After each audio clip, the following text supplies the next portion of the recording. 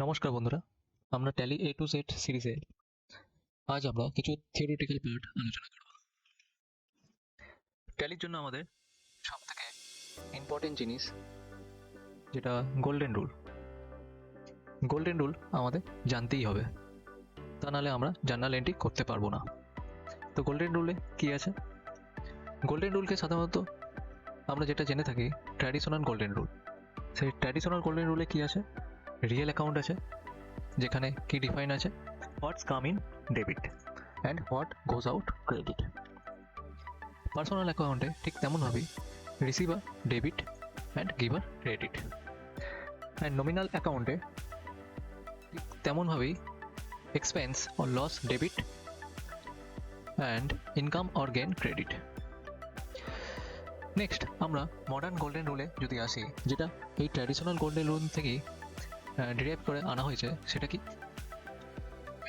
Capital যদি increase হয় credit হবে, ক্যাপিটাল যদি ডিক্রিজ হয় ডেবিট হবে। অ্যাসেট, সিমিলারলি অ্যাসেট টাকা যদি এটা ইনক্রিজ হয় তাহলে ডেবিট হবে, যদি ডিক্রিজ হয় দেন ক্রেডিট হবে। ড্রয়িংস যদি ইনক্রিজ হয় ডেবিট হবে, যদি ডিক্রিজ হয় ক্রেডিট হবে। কারেন্ট লাইবিলিটি যদি ইনক্রিজ হয় ক্রেডিট হবে, যদি ডিক্রিজ হয় ডেবিট হবে। দেন কারেন্ট অ্যাসেট, কারেন্ট অ্যাসেট যদি আমাদের বেড়ে যায় তাহলে সেটা ডেবিট, কারেন্ট অ্যাসেট যদি কমে যায় তাহলে ক্রেডিট। একই হবে expense loss and income or gain. Then নেক্সটে আমরা একটা এক্সাম্পল করেছি, যেটা কি a machine is sold to ABC private limited at rupees 21,000 but the WDV is 27,000। WDV এটার পুরো ফুল ফর্ম হচ্ছে রিটেন ডাউন ভ্যালু। তার মানে এখানে পরিষ্কার বলছে একটা মেশিনের যার দাম ছিল 27,000 টাকা কিন্তু বিক্রি করা হচ্ছে 21,000 টাকা। তাহলে যদি আমরা এটাকে ধারে বিক্রি করে থাকি অর্থাৎ ক্রেডিটে বিক্রি করে থাকি, তাহলে জার্নাল এন্ট্রি কী হবে? ABC private limited account debit 21,000, loss on machinery, এক্ষেত্রে আমাদের লস হয়েছে 6,000 টাকা, সেটাও আমাদের ডেবিট হবে। And machinery account debit credit 27,000। এখানে এবিসি প্রাইভেট লিমিটেড কেন ডেবিটে বসলো? কারণ আমাদের কেন এটা আমাদের ডেবিটে বসলো? কারণ আমরা কিছুক্ষণ আগেই দেখে এলাম আমাদের মডার্ন গোল্ডেন রুলে যদি কারেন্ট অ্যাসেট যদি বাড়ে তাহলে সেটা ডেবিট হবে।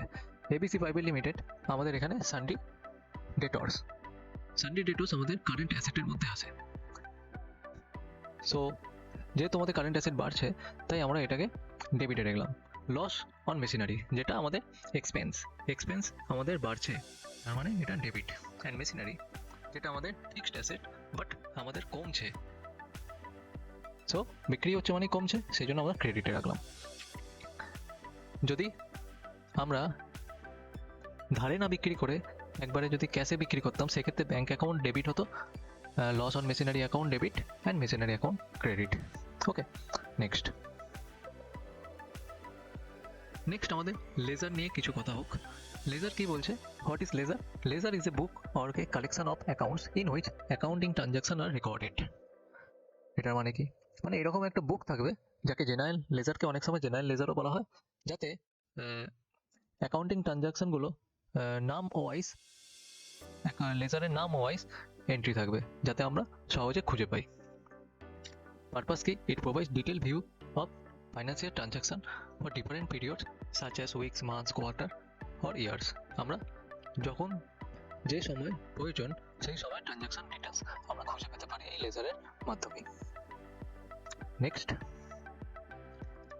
এই লেজার বানানোর সময় আমরা কিছু গ্রুপ পাবো, যে গ্রুপটাকে আমরা দুটো ভাগে ভাগ করে থাকি। ফার্স্টটা হলো প্রাইমারি গ্রুপ। প্রাইমারি গ্রুপসের মধ্যে আমরা কিছু জিনিস পেয়ে যাবো, যার মধ্যে ফার্স্ট হচ্ছে ক্যাপিটাল অ্যাকাউন্ট। ক্যাপিটাল অ্যাকাউন্ট কী জিনিস? সাপোজ আমরা ব্যাংক থেকে 5 লাখ টাকা নিয়ে আমরা কোনো কিছু বিজনেস শুরু করতে চাইছি, তাহলে ব্যাংক অ্যাকাউন্টে কত টাকা চলে গেল? ব্যালেন্স শিটে 5 লাখ, এবং সেই অ্যাকাউন্টে তো ক্যাপিটাল অ্যাকাউন্টে ঢুকবে, এই ক্যাপিটাল অ্যাকাউন্টে 5 লাখ চলে যাবে। কারেন্ট অ্যাসেট কী জিনিস? কারেন্ট অ্যাসেট যেটা আমাদের অ্যাসেটে থাকবে বাট লং পিরিয়ডের জন্য নয়, দিস ইজ শর্ট পিরিয়ডের জন্য। কারেন্ট লাইবিলিটি সেম একই জিনিস, আমাদের কিছু লাইবিলিটি থাকবে যেটা আমাদের শর্ট টাইমের মধ্যে পেমেন্ট করতে হবে। কীভাবে ডাইরেক্ট এক্সপেন্স আছে, ডাইরেক্ট ইনকাম আছে, ফিক্সড অ্যাসেট আছে। ফিক্সড অ্যাসেট কোনগুলোকে আমরা বলবো? সাপোজ আমার একটা পেনের ল্যাপটপের দোকান আছে এবং তাতে আমাদের দোকানে কিছু ফার্নিচার আছে, সেই ফার্নিচারকে আমরা ফিক্সড অ্যাসেট হিসেবে গণ্য করব। এছাড়াও যদি এসি থাকে সেটাও ফিক্সড অ্যাসেটের মধ্যেই পড়বে। দেন ইনডাইরেক্ট এক্সপেন্স আছে, ফিক্সড অ্যাসেট এই জিনিস আমরা দেখলাম। ইনডাইরেক্ট এক্সপেন্স আছে, ইনডাইরেক্ট ইনকাম আছে, ইনভেস্টমেন্ট আছে, লোন অ্যান্ড লাইবিলিটি। যদি আমরা কারো কাছ থেকে লোন নিই সেটা লোন অ্যান্ড লাইবিলিটি।